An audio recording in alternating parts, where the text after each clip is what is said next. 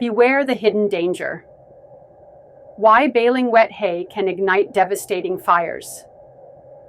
Haymaking is a critical step in feeding dairy cattle and preserving forage for the seasons ahead. But what if this essential task could unexpectedly turn into a fiery disaster? Baling wet hay might seem like a harmless shortcut when the weather turns tricky, but it's actually one of the leading causes of spontaneous hay fires. Fires that can wipe out valuable feed, damage equipment, and even threaten lives. Understanding the science behind this risk and taking the right precautions can save your dairy farm from a costly blaze. The danger of baling hay with too much moisture lies in the intense microbial activity happening inside the bale. When hay contains more than about 20% moisture, bacteria and fungi start breaking down the plant material rapidly. This process generates heat, and if the heat can't escape because of tight baling and poor ventilation, the temperature inside the bale climbs dangerously high. When temperatures rise above 54 degrees Celsius, the hay enters a critical zone. At 65 degrees Celsius, the risk of fire spikes, and by 80 degrees Celsius, spontaneous combustion can occur. The consequences? A fire that can destroy your stored hay, threaten your barns and equipment, and put your entire dairy farm at risk. These fires often start silently, smoldering deep inside the bales before erupting into flames, giving little warning. The good news is that hay fires caused by wet baling are entirely preventable.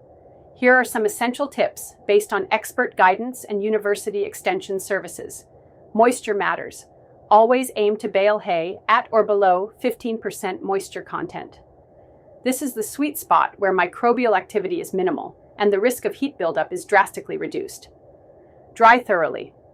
Don't rush the drying process. Allow hay to dry fully in the field, especially after rain or during humid conditions. Ventilate your storage. Store hay in areas with good airflow. Proper ventilation helps dissipate heat and reduces the chance of combustion. Monitor temperatures. Use a compost or hay thermometer to regularly check bale temperatures for the first 4 to 6 weeks after baling. Catching abnormal heat early can save your harvest. Consider balayage.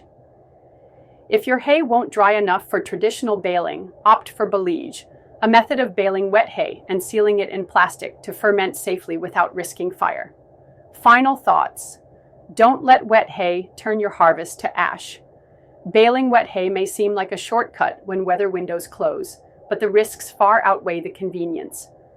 The threat of spontaneous combustion is real, dangerous, and can devastate a dairy farming operation in minutes. By respecting the moisture limits, carefully drying, storing wisely, and monitoring temperatures, dairy farmers can protect their feed, property, and livelihoods.